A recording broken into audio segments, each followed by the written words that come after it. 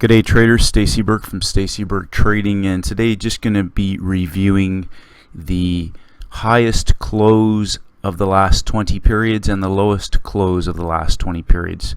Now you may be familiar with some of the turtle trading methods where they were one of their systems that they talk about in the rules, depending on which version you read, is that they would trade breakouts, and they had a lot of losing trades, but they took a lot of small bets on these breakouts because they knew that when these breakout trades broke out over the longer time frame, that they would be caught into these larger trends and potentially wipe out all their losing trades. So today I'm just going to show you one of the things that's unique with currencies is that they do tend to trend, and they trend over different time frames, of course, and everything else, but instead of the highest high and the highest low breakouts in the last 20 days, one of the things that we've come across in different readings and some of the different material that we've gone through that seems to have some correlation to currencies is the lowest close of the last 20 periods and the highest close of the last 20 periods. And if you think of things in terms of the monthly cycles, I've talked about opening ranges where the first couple of bars of the first bar or the first couple of bars of a month or week or intraday session, Asia, London, and New York can give traders an idea, possibly in 80% or more of the time. One of those may hold as an extreme, as a selling extreme or buying extreme for the month, week, day, etc. So with these lower closes, I've talked about the highest close of the last 20 days, the lowest close of the last 20 days, but also the high of the low period and the low of the high period, the Ema Squeeze, and then trigger bars. So inside bars, pin bars, once you're into a move, they may be evidence of where the market is pausing or potentially pulling back to resume its original trend. And we'll just review a couple of those situations and how those high closes and low closes can possibly be a trigger for you to follow the price action closely from there on. So if we look back at October, we see that the initial range in the first couple of candles was bearish, but we have a couple of things that we want to establish when the month opens up. So we have our opening range, but what I tend to do, just like I do with the hourly system, is I draw the high and low for the previous month, or the most recent high and low for the previous month. And then what I also will do is I will look at the in this particular case the low of the high period. So the highest close in this particular last 20 days especially was right here. So we'll put, that's our highest low. So that's the high of the low of the high period. So the highest closing candle, that's the lowest, the low of that highest candle. So as we follow that across and the month opens up, we see that the opening range is down. Then we get a new 20-day closing low. So that's not a new low, that's a new 20 period close. So that's the lowest close of the last 20 bars. Now that can be an indication for traders to either enter a trade. So in this particular case, we've got a few things setting up here that we'll talk about. We have a lowest close. So in what I would look for, we have a breakout, then we have a pullback, and traders may want to trade this pullback up here and then again limit order this particular bull bar or the high of the month, or they may wait for that candle to confirm and follow through, trading the close or the break of that follow through candle. Now breakout traders here would have a day of heat.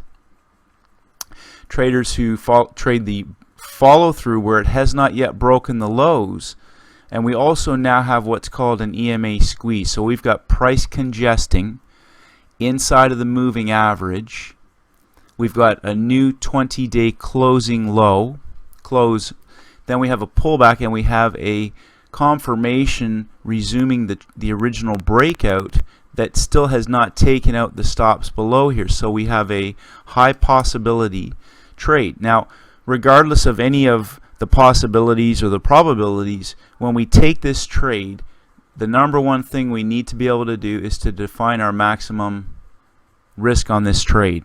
Now, whether that's a full candle in this case, or 0.75 or 0.5, you know, this original candle may have been a full ATR, or this large pin bar candle may have been the stop, the high of the month. However you want to define that, I would suggest that it should be roughly in the range of one ATR.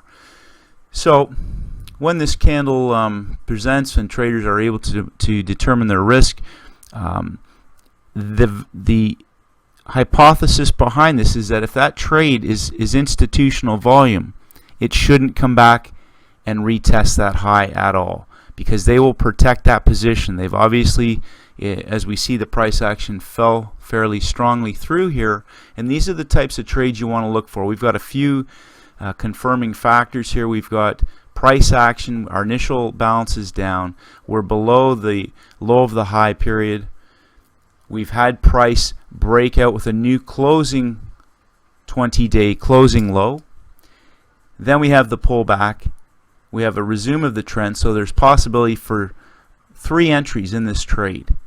Now, that all depends on what you've defined for your trading strategy. So anyways, as this trade follows through, traders, when we see these, some traders may have exited somewhere down on the break of the low of this candle. They may have exited back here. They may have repositioned into this trade as we see a measured move presenting itself.